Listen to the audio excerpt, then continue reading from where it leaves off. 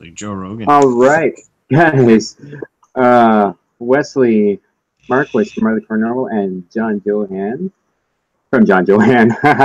This is Beyond the Beyond podcast where we look at paranormal and conspiracy theories, and we're going to start with something John and I were just talking about before we went live.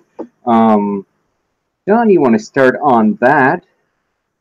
We're gonna go with missing 411. Yeah, that's right. Alrighty. There's a gentleman out there named David Paulides, Paulides. For all of you who'd like to go out there and research after the podcast, please do. There's a phenomena going on, and it's been going on for a very long time. And it's about people going missing, not just in Canadian parks, not just in American national parks, but also in national parks and stuff in other countries as well around the globe. Now, I do believe Mr. Paulides has said 4 to 9 countries now since the last interview that I found of him, like a verified interview in 2015. Where he spoke at the Toronto University, and it was incredibly enlightening and also very frightening at the same time. Now, Missing 411, he's written 4 to 5 books now, which are all cases of people who have gone missing and who have either never been found or remains have been found. And the deaths are very, very questionable. Everybody's told, you're not going to get any information, basically. In one certain case, a man named YU, who worked for the Park Service, he was David Paulides and the family of this young girl who had passed on and passed away. They were asking for the report, and this guy said, "You will never see the report." And wow. So he has published these novels and used Freedom of Information Act requests through the courts.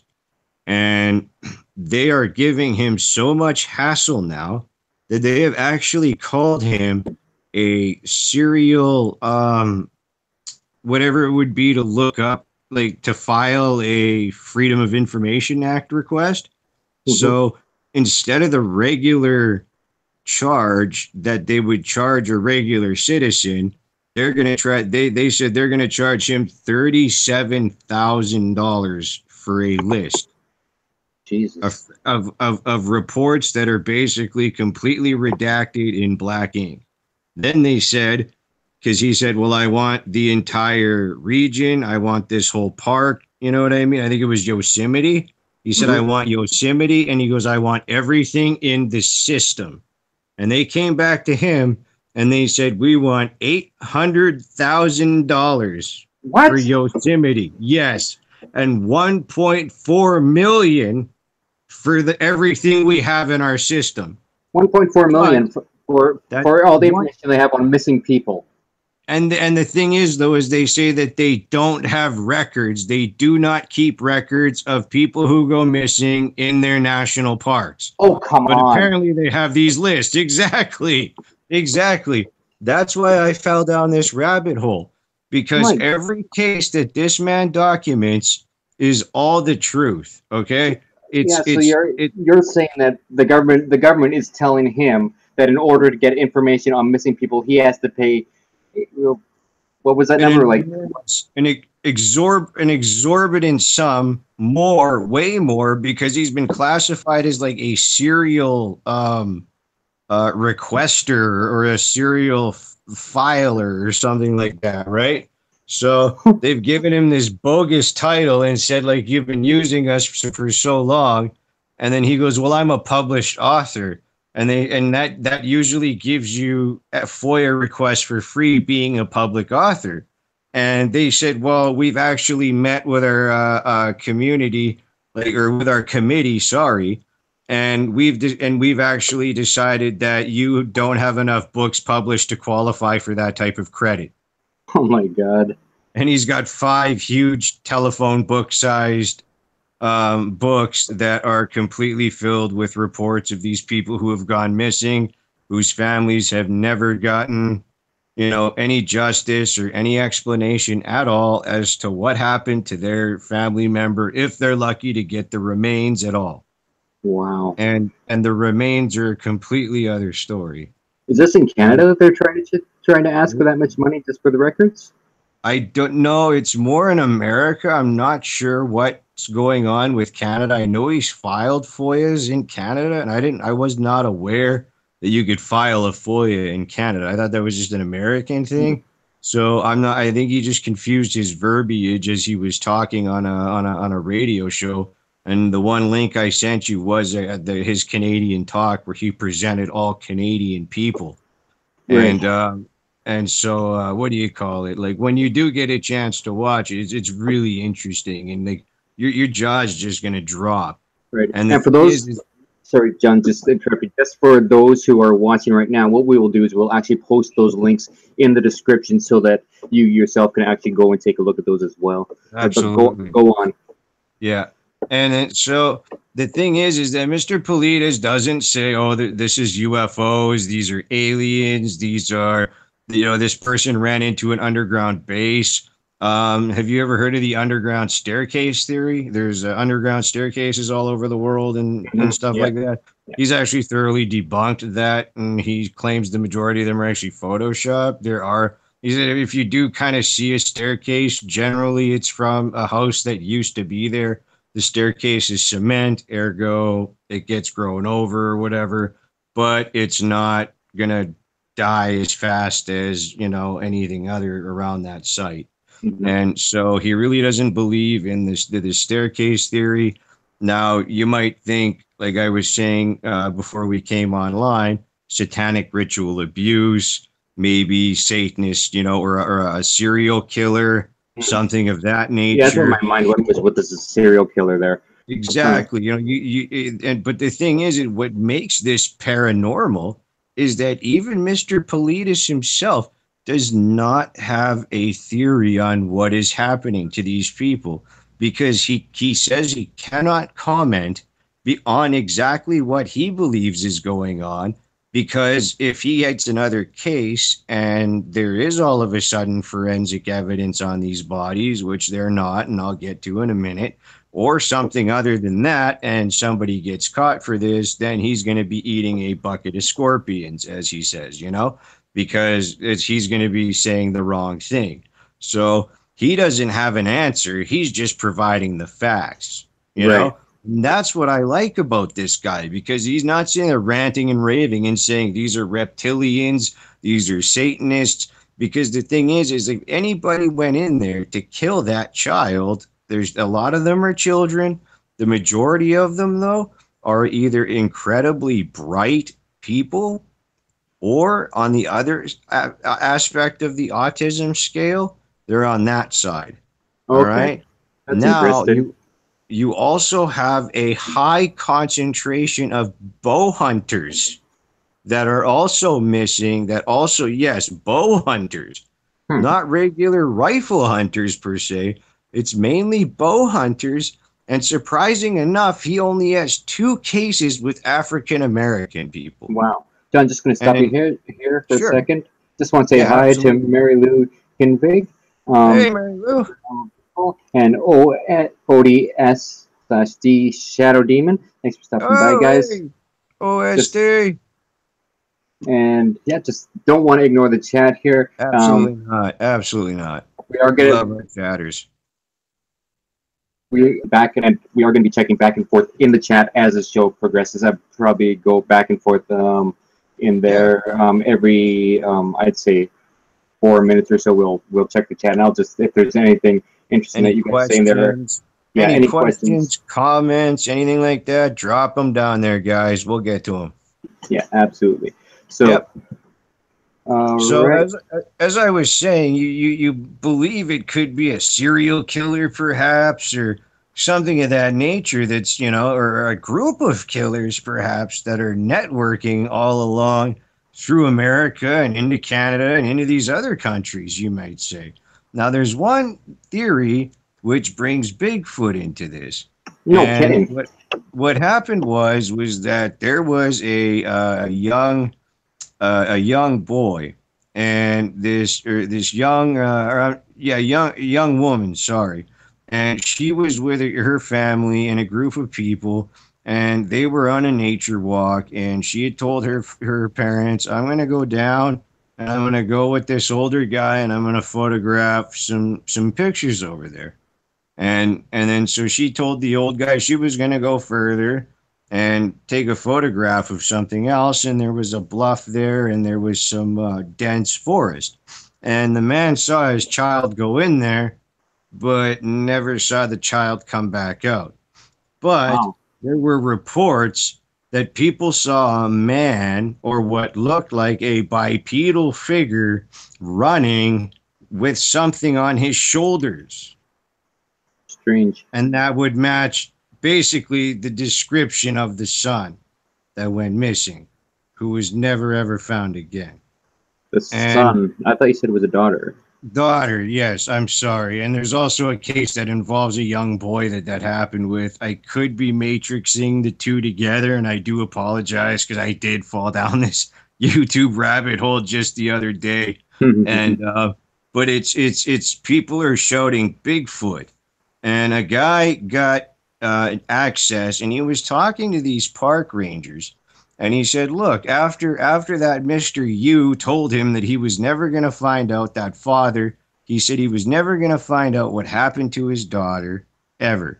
And so Mr. Polides actually went to this man's home. Mhm. And this was how he garnered this story, was because he went to the man's home, and the family at this point had said, okay, we've lost our child, we're moving on, we are not going to talk about this anymore, we've got to heal.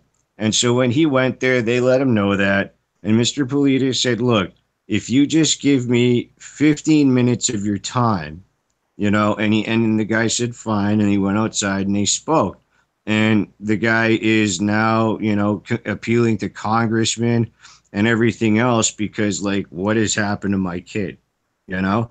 And the thing is that he did talk with a park ranger, and the park ranger said, well, there are people that live out here that are off the grid. They wear animal furs, and we can't stop them. So, that might have been what happened. And that was about as far as they ever got. And the thing is it doesn't seem the military is complicit. It doesn't seem anything like anybody's complicit. It almost seems like these people are falling into a different wormhole, because there's video that a woman took that I believe is fake that I did send you to watch, but she apparently was with a group of hikers and disappeared, and her cell phone, and she was with her dog, and her cell phone survived, and you can hear like meh meh, from her cell phone, and Mhm. you can kind of hear a little what's talking and walking around. So it's almost like she fell down into some weird dimension, and everybody's around her, almost like she became a ghost. And Hmm. that's this one theory, but I can't believe everything that the internet tells me and be like, oh my God, this video is proof, like a lot of people on there did. And there's a lot of people on there going, this is fucking bogus. But pardon my language, guys. I don't want to get us taken down or something. But, I think it really was. And I think there's a lot more at play, because this is not just happening in the US and Canada, North America. This is happening all over the world, according to Mr. Polides. So, and the scary thing is, and I did get off track there for a moment. I do apologize to you guys. But the scary thing is that there's like no way that a human could do this, Mhm. because they've gone in with man trackers, you know what I mean, cadaver dogs, all types of stuff, and they find nothing. Okay, And now. one of the weirdest things is that somebody will disappear, and for 3 days they can't find this person, and on the fifth day of the search, these people will find this person laid out, perfectly dead and laid out and everything else, sometimes with their shirts up and everything like that. completely washed of forensic evidence, usually placed in a body of water, and their clothes folded up and placed on a rock that's high up in the body of water. And they've searched the area 6 times already where they found that body. So it's almost like, who's taking him? Who's doing whatever they're doing? How are these people dying? They're also in post autopsy finding large amounts of GHB inside the bodies that are recovered. Now, GHB does naturally is excreted from our brain. I can't remember what gland it is. It's probably the pineal gland, but don't quote me on it. But we do naturally secrete GHB, or I guess a form of it. But the thing is that it disappears quite quickly in the system. But there's people, when they are found, there's still trace elements. So that means they must have been given a high dose at some time. But how do you leave no tracks? How do you leave no trail at all? Like, how do you take a child? How would nobody hear the child scream? I mean, there's a case that goes back to the 1800s where a girl says, they found her in the woods and she says, wolf fed me berries. It was a language barrier. Wolf fed me berries. Well, where's your shoes? Wolf ate my shoes. Well, where is your this? Well, wolf ate that, And so it's just such a strange phenomenon because nobody has an answer. And nobody's really, well, there's people that are trying to say it is Bigfoot. There's other people, but right now, it's, in my opinion, it's completely paranormal because there's no way that this is normal. Right, going by the definition of paranormal, where it's something that can't be explained, then you would have to put it under by any human means, period. Exactly. Yeah. It's just not normal. But what is doing all this, without leaving a damn trace? It's something terrifying. It makes me not want to, when I have a family later on, not take them camping somewhere because what the hell, you never know, Yeah. So going back to this girl who wanted to take pictures as you want with this guy, is it not possible this guy could have done something to that girl? No, because the family could actually see the both of them. Okay. So the family, like I said, her father watched her go down and into those trees, like past the man. The man said, "I'm tired." I do believe he was in his mid to late 60s, and it was a bit of a hike to get where they were going. So he said, "I'm tired. I'm going to sit here, and you go on and continue, and I'll wait here. And when you come back, we'll walk back together." Okay. And she never came back. You know what I mean? Like, she just never came back. They found her in a body of water. You know what I mean? It's always a body of water, which washes away trace, physical, DNA evidence, all that kind of thing. So what about marks or anything on the bodies? They've for any of these bodies that have been found, have they found any markings, anything like that would... In a few cases, they found people who, certainly adult males whose feet were completely run down to the bone. Other than that, there's not a lot of physical damage done to these people, which is also like, it completely goes into that paranormal factor. Like, well, there's no blunt force. There's no, usually in autopsy, it'll usually be ruled as, maybe a brain injury or something like that. They'll find, like, sometimes they will find sufficient trauma, almost like somebody took their, grabbed their body, like we would grab a doll and smash the head against a tree or something, but there's no evidence of it because the head is not caved in, Yeah. Sometimes the body is taken apart, but in most case scenarios, the body is usually recovered. Okay. Which is just also another dilemma because what the heck is doing this? Who's doing this? It's something terrifying because there is no answer that one can point to where you can say this is definitely human. This is definitely alien. I mean, even I'm sure aliens probably leave a smell that a cadaver dog would want to go smell. I don't think it's aliens myself. I don't know. I don't know what it is. And that's why it's I believe it's a good, a little segue subject for Beyond the Beyond, because it's just something that I'd like to know what our chatters beliefs might think. Do you guys have any ideas what may be causing these disappearances? Yeah, if you have any ideas, leave them in the chat there. And I Um, mean, we're Obviously, talking like at earlier least you said 20 that years. you were going down a YouTube rabbit hole. See that Marlee there, she says that she falls down that rabbit hole a lot too. Yeah, So, yeah. yeah, Bless YouTube. myself as well. Yeah, we've talked about that before. How we can go Absolutely. from one thing to Yeah. another. Just it just leads. It's like a chain reaction. You want to keep checking for this or that, and the next thing. But we've talked Oh, about that yeah. before. I get I just love learning, so I get obsessed about things and I'll just sit there and listen to all media and audio and video that I can, and just eat a subject up, and then when I'm finally done, it's done, and then I move on to the next one. Yeah, but And again, if you guys have any theories, just leave them in the chat absolutely, there, please put them in there, guys. We love our chatters. and we'll discuss some of those as well. Absolutely. So we do have 4 viewers on right now. One of them is me. It says 5, but we've got 4. So, you want to A move lot on? of our Oh, sorry to interrupt. No, go ahead. Oh, I was gonna say a lot of our UK viewers in that it's pretty late where they are. So It is, yeah. We'll try to get a little bit early. It's a little bit hard sometimes just because we were supposed to originally do the stream at 2, but we were both sick. Well, not sick, but just feeling a little run down a couple days ago, and then this tragedy that happened to you yeah. the other night. At least I got everything back. That's the Mm-hmm. most important thing. And you know what? Like I said, it was an inside job. I told you who did it. Yep. I can't really air it publicly, but Yeah. at least thankfully, you know what I mean? Yeah. It's done. It's over with. I Yes. gotta go. I still gotta show up to court. That way, like, they don't get let off too Yeah. easily, and I can, So and he it was has supposed to been. get out today, huh? What's that?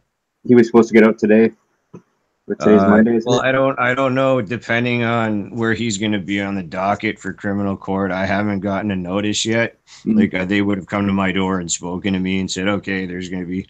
And back in the day, criminal court here was actually on Fridays. Mm. So, and but then again, if he did bail out or whatever, he could be back home by now. I'm not aware of that. And if I they got a didn't. surety or whatever, however it works where you are. Yeah, I didn't. I'm not afraid of him or anything like that, or them, his family. So there's no restraining order or anything because you can't Right. really lie either. I'm not afraid.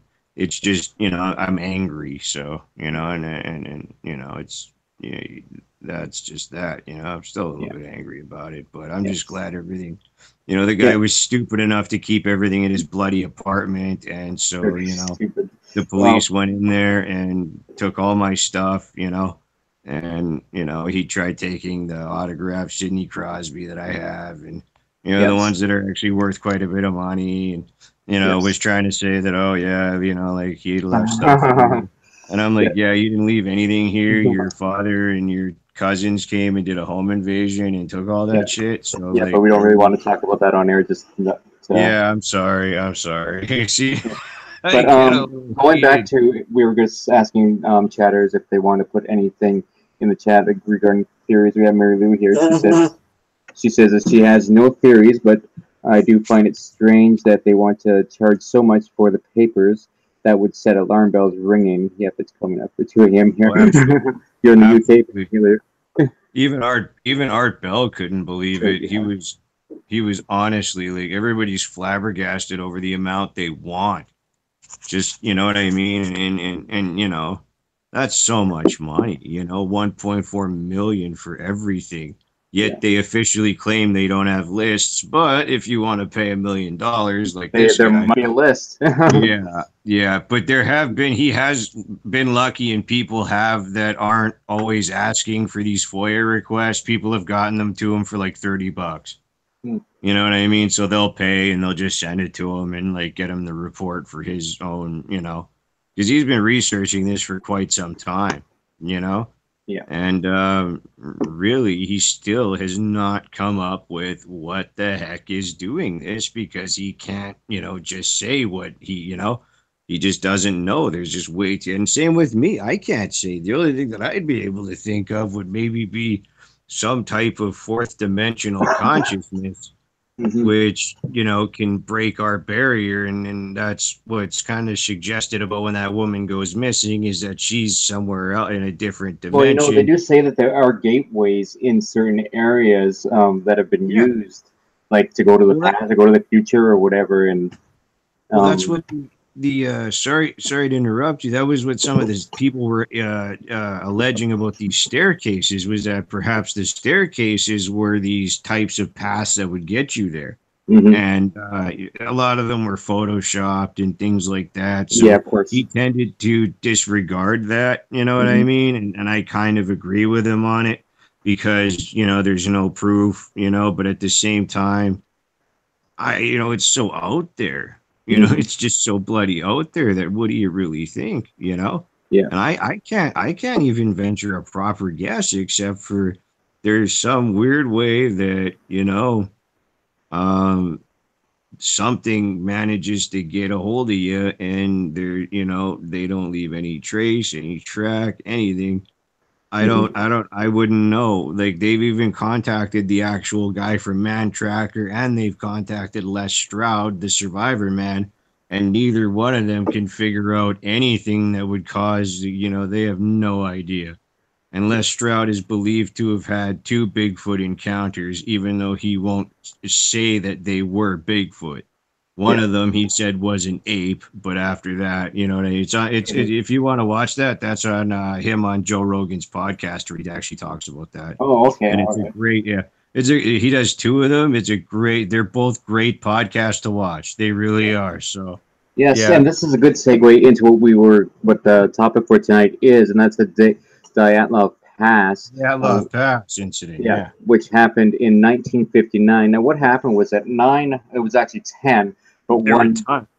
yeah, there were 10 hikers originally who had planned to, The they were Soviet, level, yeah, the uh, USSR's best. that's right. Well, not the best. They were actually level 2 skiers. Oh, that's Um, right. Yes. they actually had, back then, how they rated skiers was on a 1, 2, 3 scale. So one would be beginner, two would be intermediate, to almost advanced, and then the third one would be about the highest level you could get to. What they were trying to do is they're trying to get to that level 3, and this hike or ski rather through the Dyatlov, wasn't called Dyatlov Pass. It's called that because the leader of the group, was his last name was Dyatlov. Yeah. But the thing was that they're doing that so that they could get to level 3. But unfortunately, something happened, and we don't really know what happened. But Yeah. in this certain area that's now called the Dyatlov Pass, um, these there were 10, like I said before. One of them actually quit close to the beginning of the hike because he was ill. He suffered from cognitive heart problems, and so he ended up leaving the hike and left them with 9 hikers. But something happened where they went missing. They were supposed to report or reach their destination around the 12th. Was it the 12th of February? Something around there. I think the 12th to the 14th or something. I think it Yeah. was. It was within 2 weeks. The leader Dyatlov had said he believed it would take them 2 weeks to get there, and then the injured man. I think they also said that he had hurt his leg or something like that, and that was another reason why he felt that he wouldn't be able to continue, was because of his injury, and Yeah. because of the way they were going was quite Yeah. perilous and treacherous. So he stayed back. He went to where they were going to end up landing, and he said, like, we'll be there in 2 weeks. If you don't hear from us, that's trouble. Mhm. Because back then they just had, like, telegraphs, and they didn't really have, like, they had phones and that, but back then they were doing telegraphs and that too, eh? So Yeah. still they had the lines up. So Yeah. So what ended up happening was that they didn't report in when they were supposed to, and so there was a search that was done. And I'll let you take it from there, John. I've actually talked enough about it, and I'll let you just go on from that point. Well, basically, what the military searchers found was a scene of absolute carnage, and probably something that those poor men never ever forgot until the day of their death. Um, they were using a standard at the time military old really thick fabric type tent where you would hang it and it would look like a kind of like a triangle. It was a Mhm. military issue tent. It was incredibly thick to keep them warm because of the harsh winters. Mhm. In the beginning, they were actually helped by the Mansi tribe. The Mansi gave them whatever they could to keep them, and the Mansi play a big part in that later, and I'll let you take over from there when we get to the Mansi issue. But Sure. so yeah, these guys basically were confronted with something in the middle of the night because they were either sleeping or it might have been either morning, something, but they were not prepared. So what Mhm. happened was that something came in there and they basically their last series of photographs were flashes, I guess, to try and either blind whatever it was that was coming in or to light up how they were apparently using their knives to hack their way out of this tent and run because they couldn't get through the front of it because it was allegedly blocked by an unknown to this day, an unknown attacker, assailant, whatever you'd want to call them. And these ones ran for their lives, and some managed to try to climb up trees. They were their feet, their hands, parts of their bodies were absolutely shredded, and like large amounts of skin and things like that were left behind on the trees. So it shows they were probably dragged from the Mhm. trees as they were trying to climb, which is horrible. Um, the other ones looked like there was concussion damage done to their bodies. There was they were tainted almost like that yellowish orange brown color of like radiation almost.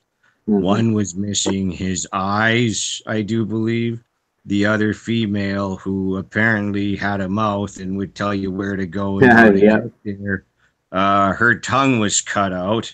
Yeah. That is so Um, odd that the most vocal of the group, who was yeah, like just like you said, would have had her tongue ripped off. It kind of makes you wonder whether or not something went, like she was melting off. Like, things got a little heated. yeah. Like they were in some Well, kind of trouble. Who knows? So. well, you think like in your last moments you have fight or flight, and evidently she was a fight person, and she if it were her last moment, she was probably telling that person or whatever it was that did whatever it did to her, where to go and how to get there, and that Mhm. she'd see him in hell or something. Nobody knows the exact quote, evidently, Of course but not. they were obviously very ravaged, and I don't think they were found for a good 2 months or something like that. I think it was. I think it was quite a long time before they were actually found, and so that's I think where the Mansi tribe do come in the beginning because they were suspected of doing this at first by Right. the authorities, but the Mansi helped in looking for the bodies and trying to recover them, and also cooperating with authorities and letting them know that they had spoken with them on a past date and everything seemed to be fine. None of them seemed to be in a state of distress, really anything like that. Um, I don't know if the Mansi would have had, the technology to make those bodies look the way they did. I mean, Mhm. the Mansi tribe are nomadic, so like if you look at Africa, you have in Tanzania, you have the Maasai, and the Mhm. Maasai are nomadic. They walk from place to place. They take their cattle with them and so on and such. You know what I mean? They're a traveling society, so you know what I mean. Like really, they kind of live off the land and what they can do and where they are. It's quite inhospitable, but they manage to make a life for themselves there. Yeah. And I just, in my opinion, and I know that they have been blamed and things like that, but I just don't understand unless they were given weaponry, and this is some conspiracy theory that goes really, really deep, and somebody decided to use these 9 souls as a target practice for some kind of a directed energy weapon, because that's what it looks like to me that happened to them in the beginning, and then the taking of the organs might have been for scientific reasons, or who the heck knows, or just to make it look like they were ravaged by some type of beast, or who knows, that's the one thing. Yeah, so going back to the discovery of the group, looking at Wikipedia here, and I'm just going to read this. On February 26th, the searchers found the group's abandoned and badly damaged tent on Kholat Syakhl. The campsite baffled the search party. Mikhail Sherevin, sorry, I can't pronounce the names properly, but that's okay. The student who found the tent said the tent was half torn down and covered with snow. It was empty, and all the group's belongings and shoes had been left behind. The investigators said the tent had been cut open from the inside. 8 or 9 sets of footprints left by people who were wearing only socks, a single shoe, or were even barefoot could be followed, leading down toward the edge of nearby woods on the opposite side of the pass, about 1.5 kilometers to the northeast. However, after 500 meters, these tracks were covered with snow. At the forest's edge, under a large cedar, the searchers found the visible remains of a small fire, along with the first 2 bodies, those of Krivonyshenko, sorry again with the pronunciations, and Doroshenko. Yeah. Shoeless and dressed only in their underwear. The branches of the tree were broken up to 5 meters high, suggesting that one of the skiers had climbed up to look for something, perhaps the camp. Between the cedar and the camp, the searchers found 3 more corpses. That was Dyatlov, Kolomograva, and Slobodin, who seemed to have died in poses suggesting they were attempting to return to the tent. They were found separately at distance of 300, 480, and 630 meters from the tent. They were actually kind of in like a line. Just there was one, then there's another, and then there's another at 300, 480, and then 630 meters from the tree. That almost reminds me of almost like the Blair Witch Project scene where the kids start hitting the tent and they run out. What the fuck is that? Pardon my language again, screaming, and like that might have been it, I mean, they could have just all, but the thing is that whatever the hell came in that front, they had to cut their way out. So, what the heck was that? And nobody has an answer. You know what I mean? Not to my knowledge. And going on with the discovery, I'm searching for the remaining 4 travelers. Took more than 2 months.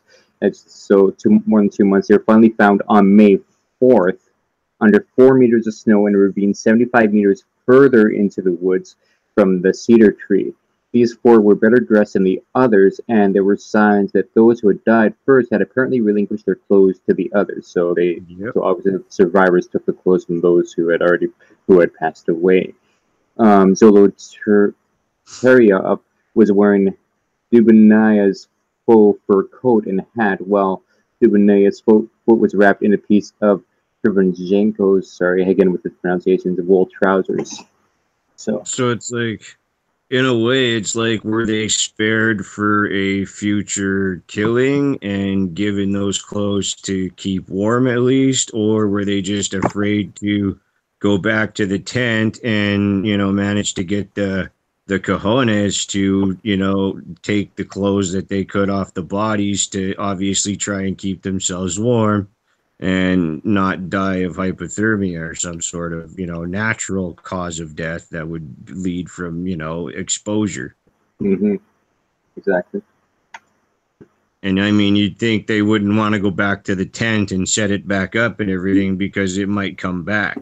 Yeah, exactly. They could have been afraid of whatever was had ever caused them to rip out of the tent so violently. Disappear going back. In case it did kill them, of course, they ultimately did perish. But unfortunately, it's almost like they were damned if they did, and they were damned if they didn't. You go back to the tent, try to set it back up, keep warm, get your supplies, and get out of there. It might come back and kill you. Or you stay over in that ravine and you try to get the clothes off them and try to keep as warm as you can. But either way, whatever you can do. Yeah. Yeah, it came back for him. So, Yeah. that was probably a mistake, was, having that. And another, in my opinion, and this is said even by David Paulides himself, that when you go hiking in these places, all right, now the Dyatlov Pass is a little bit different than a national park. Let's put it, they were going a Hmm. long ways with Dyatlov, but always have your open carry permit and always carry a bloody weapon. Hmm. David Paulides has said everybody that has gone into a national park who has carried a personal firearm with an open carry license and a personal transponder has never gone missing ever. And I think the people with Dyatlov, they should have taken rifles at least, or Hmm. something, because you never know if you're going to run out of supplies. A rifle's nothing. It's 4 to 8 pounds max for a Soviet. With a clip on it or a bolt action that could have saved your life. Yeah, And but you have to think that their mindset was that their biggest fear was from the elements, not from something oh, that would I attack them or something like that. I mean, I maybe there were bears in the area, but they were. This was like February. The bears would have been hibernating. hibernating. If there was Yeah. a bear, then it would have been very hungry. But Yeah. it's a highly unlikely scenario. But how's a bear going to produce those effects on a human body? I mean, Oh yeah, usually, apparently, bears eat you from the rear end, don't they? right. And the effects that you're talking about is the fact that they found them and they had like an orange tinge to their skin, which was very Exactly. unusual. Exactly. And their body had the damage of concussion, like the tree that was, fried up to 5 feet up. There was no growth. That I don't know if that tree's even grown to this day. Where that, I think it's still barren. Where Mhm. that, 5 feet is of that, that it could have been a neutron bomb. I mean, it could have been anything. I mean, for all we know, they could have walked into a testing by the USSR, and it wasn't intentional. They just decided to try out some new weaponry in a place where nobody really ever goes, because the mountain that they went past, I do believe it was called Dead Man something in Mhm. Russian. And interestingly enough, to tie in the missing 411 cases to from David Paulides to the Dyatlov Pass, is the whole Sasquatch slash Yeti here, because the Dyatlov Pass, in their journal, their trip journal, on one of the pages before they perished, they wrote, "We now know that the snow people exist." And I'm paraphrasing. I don't know if I always thought I had that quote memorized, but they did write that in their journal, or something about that we know the snow people exist. So Mhm. Yeah, we now know that snowmen yeah, exist. something like that, and that lends obvious credence to Yeti, or maybe it was just Mansi tribe members, or different type of people. We'll never know, but a lot of people like to tie Bigfoot in with that, is that they ran across Bigfoot or something. But then again, how is Bigfoot going to cause? I could see him causing the damage to the bodies, but Bigfoot isn't known to have any radioactive powers. Hmm. You know what I mean? So Yeah. you can't rule Bigfoot in there, really. You know what I Hmm. mean? You just, I don't know. In my one opinion, all I could think of is, because of the way the bodies are in that, is that they ran into a test and Hmm. something happened, and perhaps some of them may have still been alive. And it could have been the KGB that went in there or something. And you guys will get medical attention if you be quiet about it. That girl Hmm. wasn't. The Yeah. KGB weren't always very nice, or they could have been Chechens for all we know. I have no idea. It could have been people against the USSR or whatever, and they could have killed them. I mean, but with the technology that was deployed, it certainly suggests that there was something higher at play going on. Hmm. And we'll just never know what it is, because the report is the report, and that's that. Yeah. So it's truly sad what happened to those people. It really is, but I It is. just think it's one of those things that I don't know if we'll get an answer to unless a Soviet whistleblower comes out or something like that that was around at that time with Oh, geez, video. 1959. That's kind of hard to even imagine that Exactly. happening. Exactly. So I don't know if we'll ever know for sure. I really don't. Yep. Eh, I know that video you had sent me. There was they talked about how there was some pictures that had been taken. They were taking pictures of the night sky. There's something in the sky that they were taking pictures of, and there was another group of hikers who had reported seeing lights in the sky. So something was going on that night that was causing, or that was causing these lights, something up there. So it sounds either UFO or military experiment. It sounds like it had to be something along those lines. well, I go back to a lot of there's a guy named Chip Tatum, and Chip Tatum goes all the way back to when Reagan was president, and him and his guys were part of Operation Red Rock, and him and only one other guy survived the operation. They were blowing up the president at Phnom Penh. They blew up his aircraft and that, and then they were caught. And Reagan said that, or not Reagan, Nixon said that nobody should ever know what happened, so they allowed them to get taken captive and killed or whatever, and everybody was killed except for Chip Tatum and one other man. They were actually rescued by a patrol just that came across this camp, luckily, and he was recruited into the CIA, and he was part of the Black Helicopter program. He also flew a lot of cocaine in helicopters under medical supplies for during the the Contra, the whole Contra thing. And he recorded all that. So, I'll post a link up or something like that to that interview where he talks about it. He was actually given a license to kill, and he still has it, and he shows it by George H.W. Bush, the old man. Yeah, to complete a mission because he was one of those guys that was part of Task Force 131. His code name was Pegasus, and he's basically a hitman and he refused to kill American citizens and stuff like that, but he talks a lot about all that. Now, with the lights, he says the majority of the lights back then, and we're going to talk late 80s into the 90s and stuff, were mostly in the U.S., the Black Helicopter projects.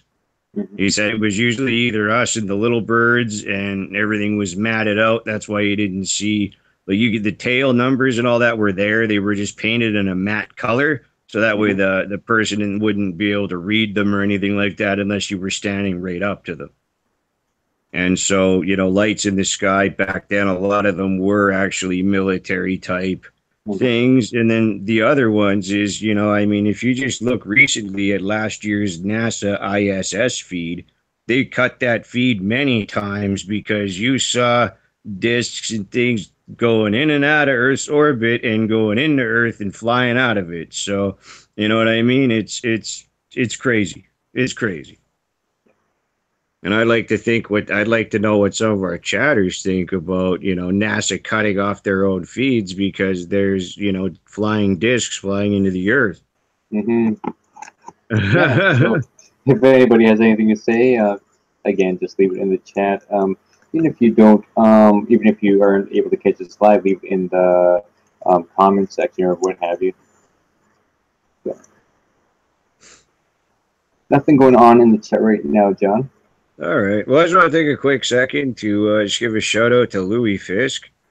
Man, I love that guy. He's a great guy to me, a mentor, benefactor with equipment, and, it's a great friend and a supporter, of the podcast, definitely. I want to give a shout out to Candice Boulin, great friend of mine, another one to Sharon Giles, definitely, Jackie Morris, and I just want to say hey to all you guys and just give you all a shout out. Right on, right on. Yeah, and I'd like to give a couple shout outs here. One to Marlee and Vic, who had actually asked me to post a link to our podcast a couple nights ago. Thank you so much for that. I also want to awesome. Yeah, quite. And I also want to give a shout out over to Anthony Cox, who is actually going to be sending me some pedals. And thanks a lot, Anthony. Appreciate that so much. Got to talk to him over the phone a few days ago, and great guy. If you haven't checked out Anthony Cox, he does some great ghost box sessions. So go on over to Anthony Cox and check him out for sure. I'm sub to Anthony Cox. I have been for quite some time. I What's love that? his content. I said I'm sub to Anthony Cox actually. So yeah, actually, and I got the little bell on for notifications too. Yeah. So yeah, I Right check out on. all the people's stuff when I can. Yeah, me as well. So, let's see, where are we here, John? We were talking about Dyatlov Pass. the Dyatlov Pass and what different theories there were. We had discussed the military. I think we touched on the alien. There's also the Mansi. I could go into that if you'd like. Absolutely, absolutely, please. Because All this right. is something I really haven't been that familiar with. I just know the Mansi did try to help in the search, but they were ruled out as suspects later, apparently. So I'd Right. like you to go in deeper to, kind of enlighten me here. Okay, so I don't know too much about the Mansi, but what I do have is just a transcript from a medium, so a psychic medium, who had written to the author of the book. The book was called Mountain of the Dead, by Robert Postan. Sorry, I have a hard time pronouncing that name. We're not great at names, but let's see here. He had picked up that book because he wanted the pictures from it, so that he could do a meditative reading on it. Cool. And I'm just going to see if I can find that here. Let's see here. Bear with me just a moment here. Oh, yeah, no worries. I was ready to grab a sip of coffee.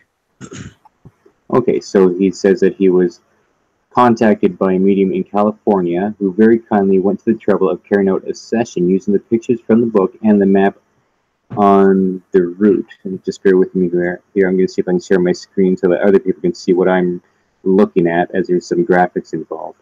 Just bear with me. And let me share my screen here.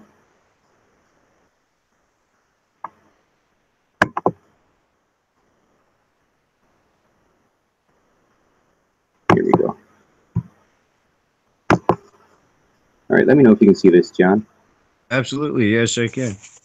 Okay, so anyway, it says I was contacted by a medium in California who very kindly went to the trouble of carrying out a session using the pictures from the book and the map of the route. Her report, 11 pages long, including the map and pages she uses here. So I'm just going to open this up.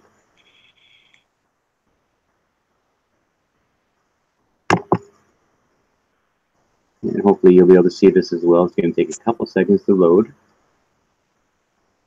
Just let me know if you can't see it. No, I can see loading and everything. You can? Okay. Oh, yeah. All right, so you can see the text here that just popped up? Now I can, yep. Okay, so he says, I heard about the deaths of 9 hikers who died on the eastern slope of Kolatsaipal, the mountain of the dead on Coast to Coast. George Knapp was the host, and Keith McCloskey, that's the writer of the book, was a guest. The latter wrote the book Mountain of the Dead, the Dyatlov Pass Incident. So sorry, I actually got the name wrong earlier. I purchased McCloskey's book because I need the photos of the hikers and a map that indicated where they had died. I read the forward notes on text. Okay, so we can skip over that. Over to the reading. Anyways, he selected 48 and 11 photos, 4, 8, and 11, which doesn't really mean much to us because you can't actually see the book. Yeah. But he did a session. Each hiker was to explain to her the events that occurred on February 1st or 2nd, 1959, at their campsite on the eastern slope of Pilatus, which was 9 miles south of Mount O'Torton. Mount of O'Torton was their objective. So before I telepathically communicated with Luda, I asked myself, one, why does anyone spend years trying to solve a mystery like this, and why do I spend time with this mystery? Oh, that doesn't really get us into things here, but we don't. We each have our own reasons for doing that, so Oh whatever. man, it's all Yeah. good. Anyways, this is kind of a map that she drew out. This where they're going to, and Yep. this is um, um okay. She's like she's like from her perspective, so that she could kind of get a bearing of where that had taken place to herself, so she could do a proper reading. Yep. And what happened on February 1st or 2nd, 1959 at night on the east side of Polat. That was one of the questions. Then L is Luda, Y is Yuri, N is Nikolai, R is Rustem, S is Semyon, Z is Zena, and I is Igor. So it is my belief that the information obtained from the 7 hikers above by telepathy will be sufficient to answer these questions. And then he goes on, starts his session. Can I please communicate with you? I want you to tell me what happened on February 1st or 2nd, 1959 at night on the east side of Polat. Sayatil, I remember dead. At the campsite, I hope that you can explain to me in advance. Luda responds, I'll talk with you, but do not use the information for personal gain. Use it to explain to others what happened. It is a sad case, to say the least. I should have known better. It is too late. However, others can learn from this. I'm ready when you are. I'll try to make it brief, okay? And so, yes. Yeah. And yes, I appreciate your time. And I will not use the information for any personal gain. Can the information that you provide be sent to George Knapp, who hosted a radio show about the incident? And the answer from Luda was yes, but you need to be discreet. This is for your benefit. And the answer is okay, you can proceed. And asked if you can share it with one other person. She says, I guess so, but you need to be discreet. She was, according to this, very firm on that. So, did you talk to any other member of the group? And she asked, no, I was planning to talk with the 6 others if necessary. And then she goes on to say, maybe I can simplify your work. I'll try to make it more efficient. I can contact any other members of the group instantaneously. This member can respond as needed. However, in general, you pick the right person. The others are here as needed. Thanks. So Luda goes on to say, the journey to the Mountain of the Dead was extremely difficult. I think that every member will tell you this. This includes Igor. Even though he is a tough leader, he needs to rest also. You can look at all members, look at their faces or eyes. The tiredness was obvious, but no one was willing to stop the journey. It would have been difficult to find help anyway. After the camp was set, we ate. However, it was not food that we needed. We all needed a lot of rest, and as you know, we were not far from our destination, at least not as the crow flies. We took our usual spots in the tent. There was no heat in the tent. We were too tired to fix it. There was also a problem about who sleeps where. Of course, the ladies had their spot, no matter what. It was the men that had to decide their spot. No one seemed to want to be by the entrance because it was cooler. I would say that I was asleep for 1 to 2 hours. Then there was an attack on the tent. The tent was shaking. A few native voices were heard. So right here you can see the tent. And there's the entrance and men with spears. It says here. Voice Nushma Najusma. Okay. They started to slash the tent. The spears were poked at the lower part of the tent. The moon was to and fro. They started to enter. What I mean is you could see the devices that slashed the tent. The voices were between those outside of the tent. It was not at the people in the tent. After the voices, the tent was slashed. We decided to leave. We had no choice. Think about it. 9 people need to leave all at once. The entrance was not the way. One male tried. He met resistance. Very to the image. You'll see a big gash in the tent where we ran out, at least some of us. So there's a big gash on the side, and it was said that it was cut from the inside. That's how they got out. Seemed that one male was dragged out of the tent via the entrance, right over here. We could not return for the fear that they were there or nearby. And there's a note here: the attackers poked at the tent to see if someone was inside. Once they knew someone was inside, they decided to slash the tent.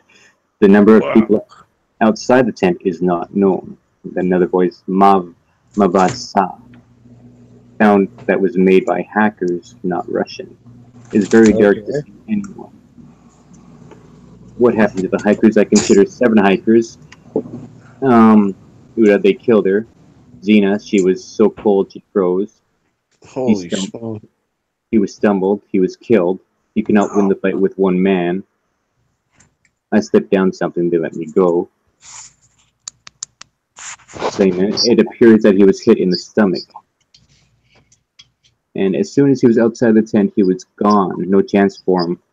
Image, arms swing almost wildly by him as he stood. He was knocked backward, landed in the snow. He was beat, and beat. No weapon was used. This excludes hands. Whoa. Thank you, and thank the and the other members as well. So it goes on, in the general scheme of things, why did this happen to the hikers? And can we say that it was their destiny? Can we say that it was pre-planned? Example, someone wanted the hikers dead. Did someone dislike the group, which led to their demise? Did someone pay the attackers to attack the group? What was the mindset behind the attack? Did someone dislike Igor or Igor? Did the fight start because the hikers started the fight? The answer was no member of the group hired men to attack the campsite. This includes the members who were not at the campsite. All events took place on February 1st, 1959. This was well before midnight. It happened. It was not their destiny. It was a blockage of their destiny. They never made it to Mount Orderton. Whoa. Their struggles to get Colette Sile was indirect signs of their fate. It was not a pre-planned attack. The group had as many internal problems as external problems. No one paid men to attack the hikers. The attackers were ignorant and protective. Igor had enemies, but you had to respect his skills. When the group left the tent, the fight started immediately. So what can we say about the men who attacked the campsite? The answer is simple: I live here, you don't. Whoa. And now more questions. Were the attackers as follows? They fiercely died, but their spirits remained on the mountain. No, the men who killed the hikers lived south of the campsite. Just remember, we live here, you don't. Okay. Is there a tradition of the people who live on the mountain of the dead that states keep the mountain alive? This means that from time to time, people who do not live on the mountain but are on the mountain must die. And the answer to that was no. And it says the deaths were ignorance. Here's just some pictures here. You can see the the overhead. Yeah. Yeah. And just more pictures. And I think that's actually the end of the there. You can see pictures of the hikers there. Yeah. No, you know what? I never ever read this Medium report before. That's actually, wow. Yeah, I actually read it a little more closely than I did reading it out loud than I did actually the first time. It actually kind of makes sense. Yeah. So there might actually be something to that. Oh, absolutely. So let me just stop sharing the screen here.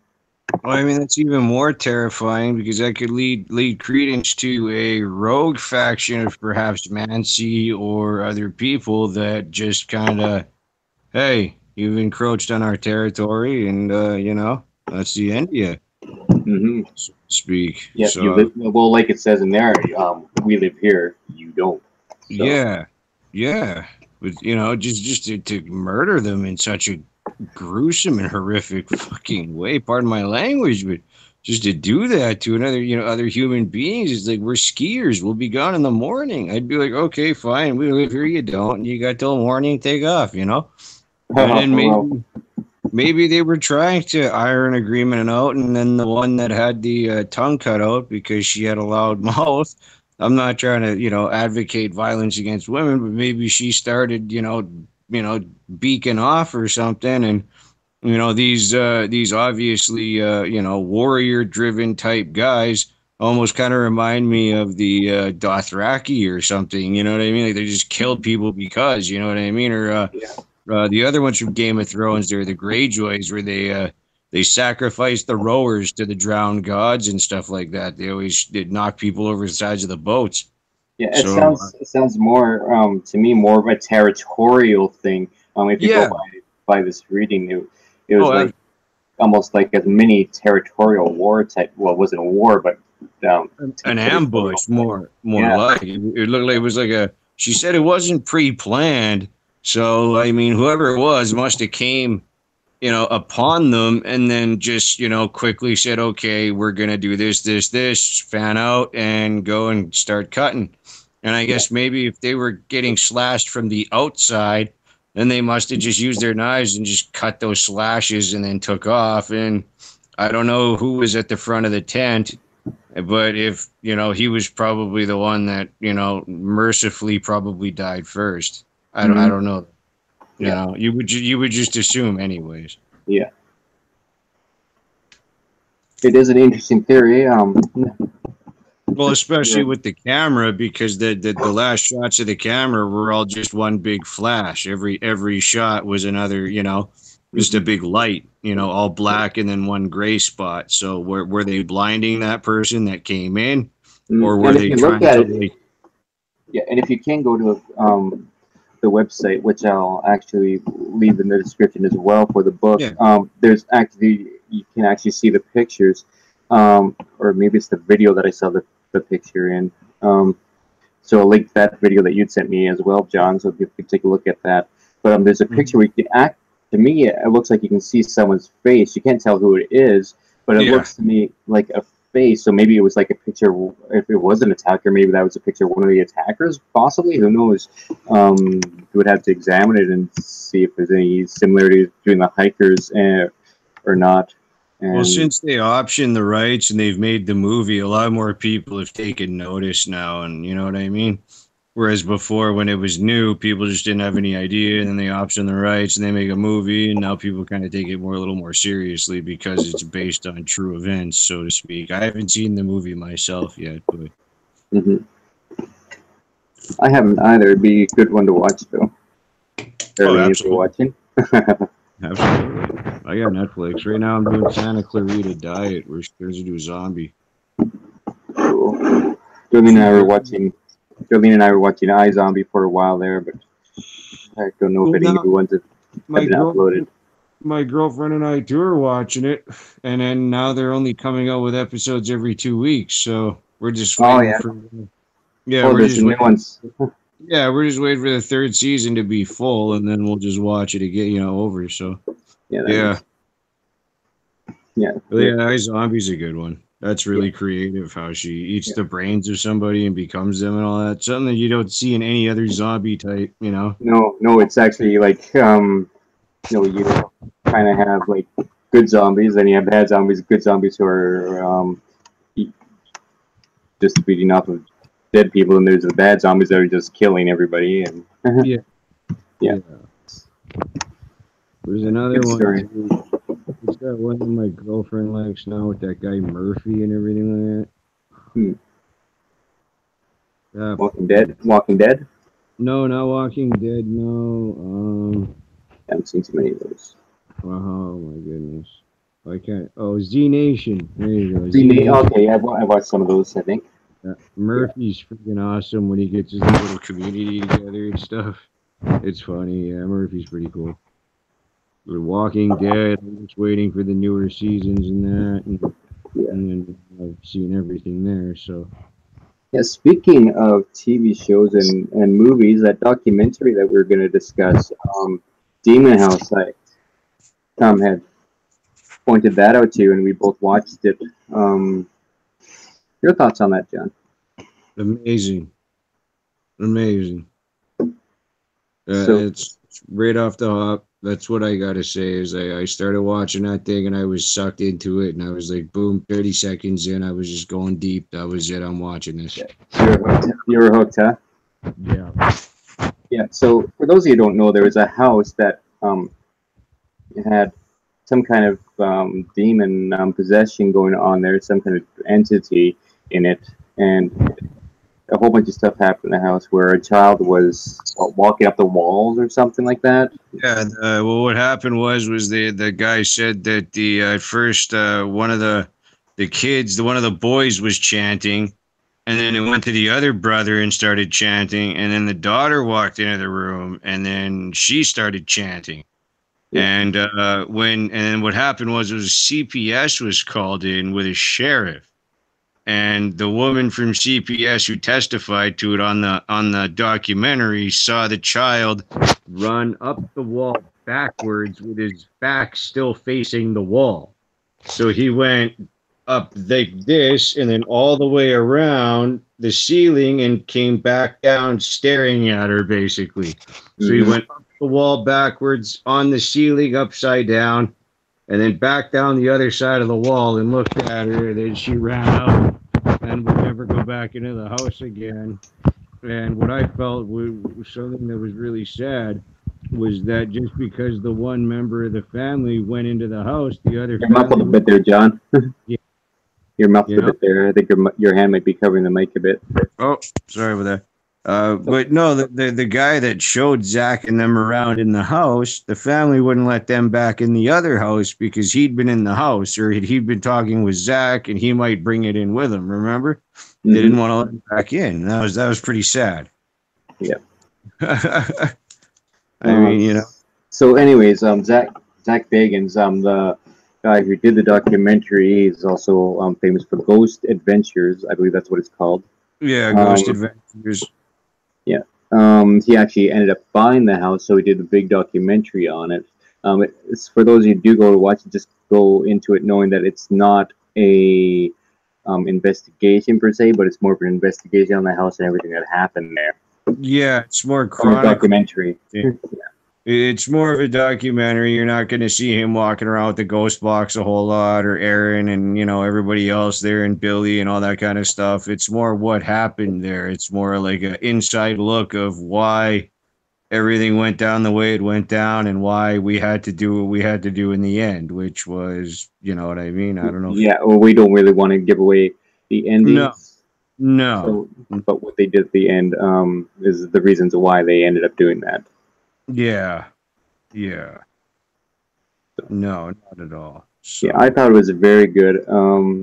It really went in depth into what happened and gave you a really good background on the place itself. And oh, absolutely. Because I always wanted to know what happened. You know what I mean? Like, I remember him buying this house. I kind of remember it focused on Ghost Adventures a little bit.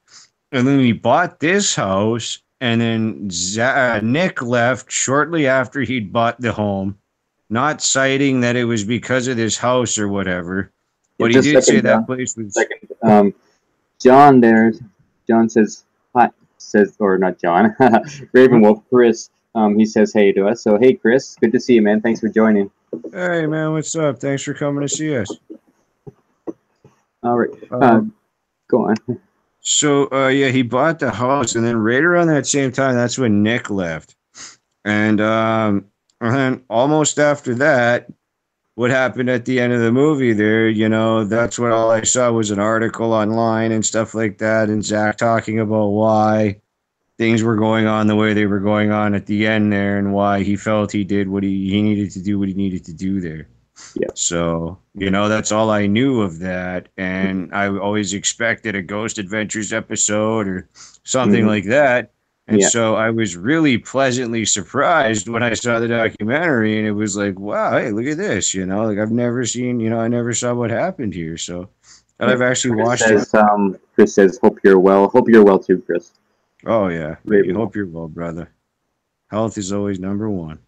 Yeah, but like you're saying, yeah, we're always wanting to see exactly what happened with that, what his plans were for the house, and I'm really glad that he went in the direction he went in, with a historical perspective on it, and then actually going into it and, you know, giving us kind of a view of it and everything, and then showing us the, you know, kind of gave closure to the whole thing with the end of it and everything, and what he did at the end there. Yeah. Well, sometimes, you know, sometimes Zack is a little service to self-oriented. What I mean by that is, you know, he is an agitator. He is a provoker. He does it with good reason. But you got to remember, like I was talking about in the earlier discussion, I think it was at our first podcast about people going into places. and stirring things up, and then the family having to still live Yeah, there. and then they have to deal with the aftermath of things being stirred Exactly. up and Now, things being worse than they were before. exactly. In this case, that wasn't, he owned this house, so he could do Yeah, whatever he wanted to do. yeah, But, he was even warned. Like he was warned in a dream by the demon he saw in that dream. yeah. And And again, I'm I sure don't want to give too much of it away, but yeah, but yeah, I just want to say I'm sure he ignored his natural warning, his own natural feelings about this because from a demonology, blah, blah, blah, anyway. demonologist's point of view. Yeah, a demonologist's point of view, I mean, you're going to be excited to go and do this kind of stuff because it's something that everybody wants to do, kind of face, that dark side of things, and touch it but the problem is when you're marked, you know what I mean? Hmm. That's, and he's been marked many times. Yeah, And I do believe that he is followed by certain, and it's been confirmed, yeah, especially when Mark and Debbie Constantino were still alive. God bless their souls. I mean, we all know what happened with them. So, it was very terrible. yeah, Yeah. But the one kid there, running up the wall and everything. I mean, that would, if that was my own kid, I'd run. I'm not even gonna lie. Well, no, I'd run to get the camera, and but at the same time, I would be incredibly concerned. yeah, And I mean, I would be at the archdiocese right away. Like, we need help here. Like, you got to bring in somebody from Rome or anybody, yeah. and I'm pretty sure if they saw something like that, they'd Mm, probably issue something pretty quick. So, for sure. yeah. All right, just a second here.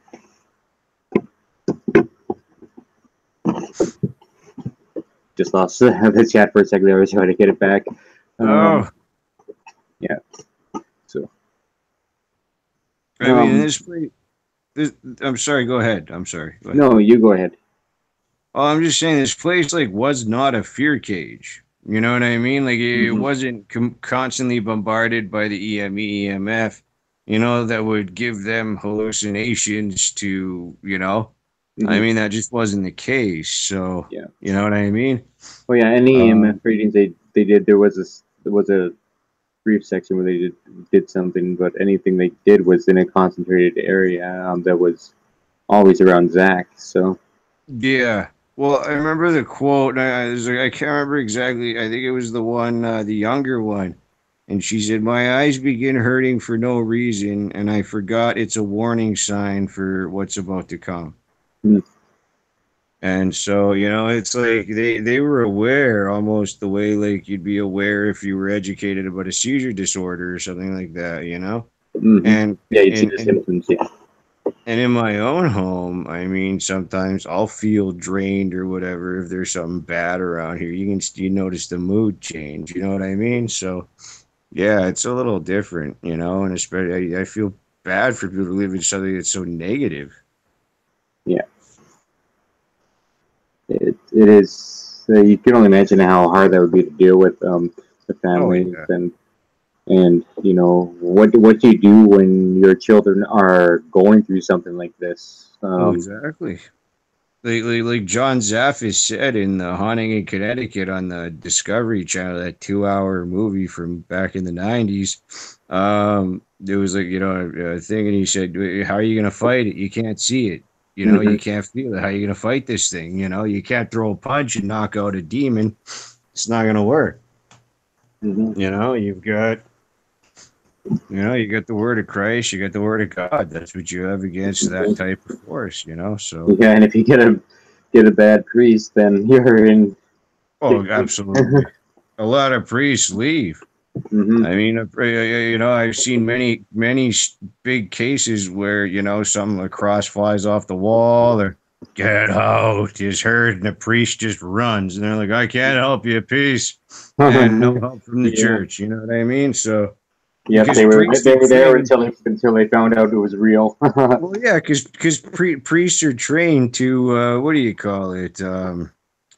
Basically, ignore it and it'll go away. It's evil, so if you ignore the spirit, it'll leave. It'll leave you alone, and that's just not the case. No.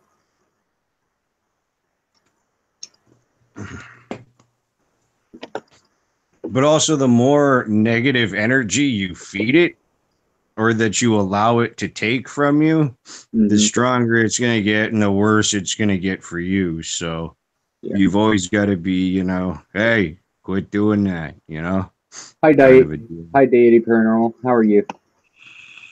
Deity Paranormal just says hello, everyone, and just saying hi back. Hey, Davey, what's up? But yeah, the whole getting into that again. But they did have a priest who did go in there and he had Father Malachi, I think it was, or something like the name. Something like it was Malachi Martin, right? But the thing about this house, everybody who went in there came down with some kind of ailment. Yeah, that was something else that's very common in something where it's like very, very dark. Is that somebody the night before will get into a car wreck, or you know what I mean, something like that. Like it'll and for somehow whatever's in there can either travel to be with the person to cause this, or sends whatever to give somebody a heart attack or a stroke or a car accident or just something terrible that's going to happen to them. Yeah, because it's like a warning from that entity saying, I know you're coming. You know what I mean? Like, I know you're coming. Stay home, kind of deal. It's intimidation. Yeah, we're not going to get too deep into the ailments of the head just because we don't want to give too much of the documentary away. But I would definitely recommend going to see it. You can actually check that out on YouTube. I believe it's YouTube Red. Is that what it is? Something like that, probably. Yeah. I'm just regular YouTube. You have Amazon. If you have a PlayStation, you can check it out on PlayStation. In the movie section of the store, PlayStation Store, you can check it out there. Lots of different places you can find it. So would definitely recommend taking a look at that documentary. Well worth your time. I don't know. Anything else we have to say about that?